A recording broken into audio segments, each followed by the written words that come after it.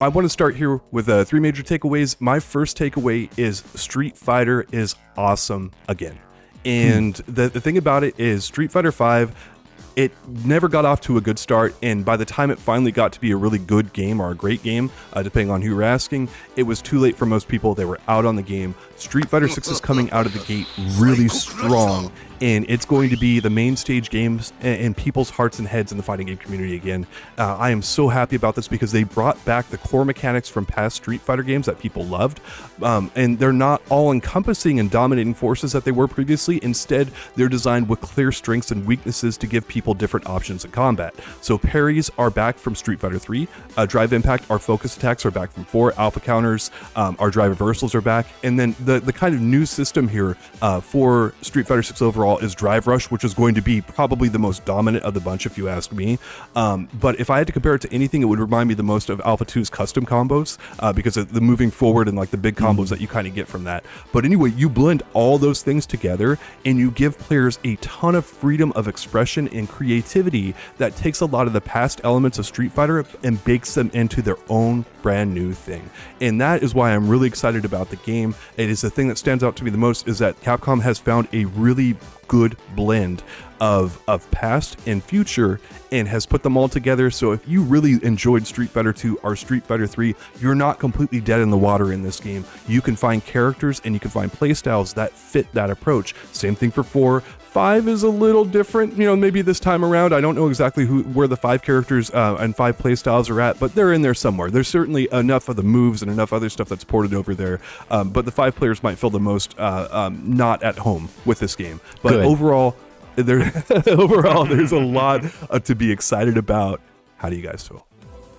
Yeah, we talk about that all the time and how it feels like there are options for days and it's in a healthy way where the onus becomes on you to figure it out and do the best thing. And that's the fun of the problem solving that is fighting games. It's like losing sucks, but it's okay to lose as long as you have an option in front of you that goes, oh, I could do that. That is the key. And next time I run into that problem, I'm going to evolve forward and do something new. I'm going to use the key to go forward, and then your opponent gets to do the same thing in the back and forth, and then it becomes this awesome real-time problem solving where everyone feels like they have the ability to control their destiny enough that it's fun and intriguing and engaging. But you were talking about how we sample in Street Fighter 6 a whole bunch of mechanics from older games. Not only that, but they've tweaked these to be better than they were before. So like, for instance, real quick, fireballs and parries, right? In Street Fighter 3, parries are a huge part of what make that game great and why people love it and revere it. But it also completely negated fireballs. And it's like,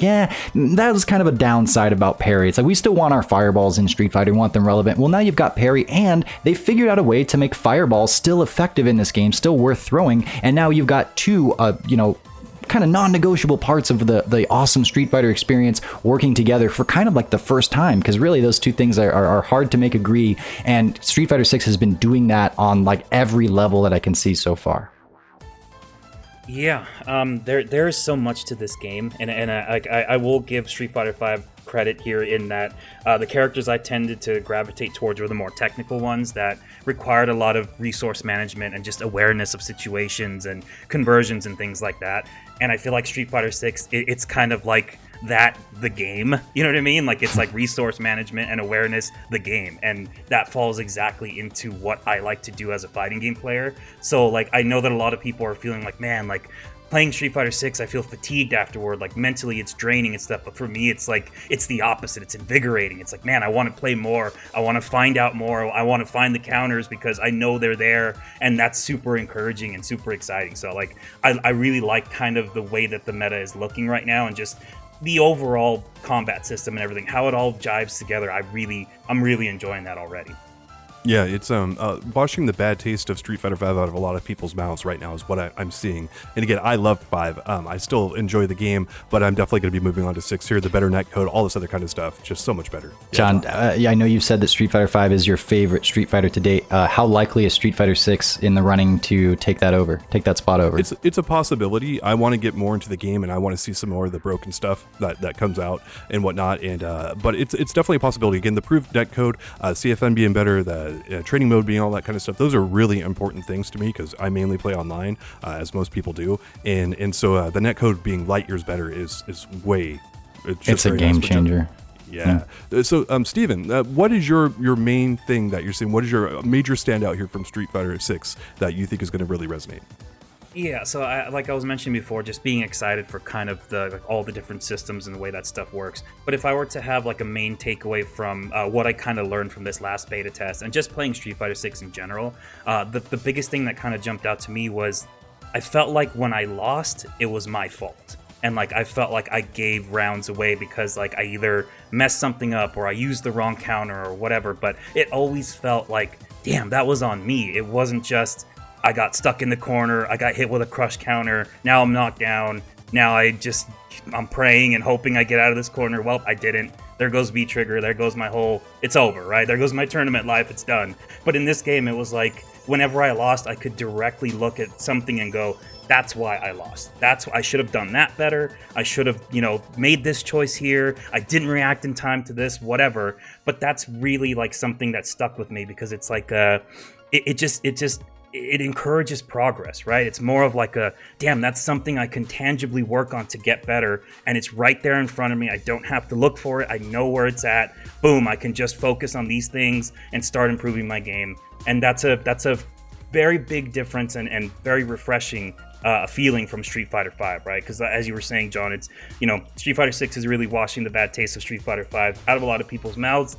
And that's one of the things that I kind of felt there, where I'm like, Street Fighter 5, how many times have I lost a game there where it was just like, I lost because they just hit the button harder, right? Like there wasn't really much else I could do there. Or because you hit them successfully a bunch and then therefore they got their nuclear bomb ability and V-Trigger and the V-Trigger activation, and that was the deciding factor despite, Yeah, exactly. Yeah. And in this game, it really doesn't feel like that's the case, short of being hit with unblockables that aren't supposed to be in the game. But, I mean, in most cases for me, it was like, I either knew why I lost or I knew there was a counter that I just didn't know yet. And that's such a big change from the last game where it's like, it's just really refreshing. And that was the biggest thing I think I noticed about playing Street Fighter 6 so far. Yeah, the game feels intuitive. Mm-hmm. And John, you would often say, and I think rightly so, that in Street Fighter V, the strategy would be around being at a certain place on the screen at a certain time, and that is something that the individual can do, can monitor, can strive to excel at. But where that is something that is acceptable in the Marvel vs. Capcom franchise, for example, it doesn't feel like that's what people want from their Street Fighter experience. And so I would say that you could zoom out far enough to go, okay, this is where you have autonomy, and it's where you're located on screen at any given time if, so-and-so has V-Trigger or an EX bar stocked or whatever.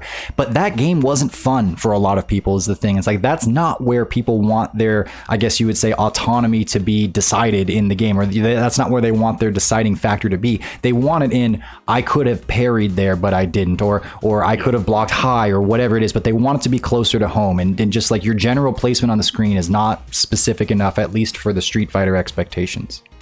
Yeah, very well said. It's if there's certain spots on screen that you're at in Street Fighter 5 and your opponent has the resources like V-Trigger or a full stock of Super, you're pretty much dead. Your odds of surviving that are like 20% are and that happens in SF6 with Burnout, right? But it does. But you got to Burnout, yes. And it's like, if I'm there, that's on me, and I could have not got burned out next time. And so it falls right into the thing we're talking about.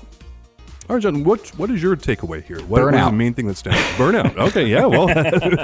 Thanks for checking out that clip from our Talkin' Block biggest takeaways from Street Fighter 6 thus far. If you'd like to hear all of our thoughts on Burnout, you can do so right here. And if you want to hear the entire discussion and all of our takeaways, you can do so right here.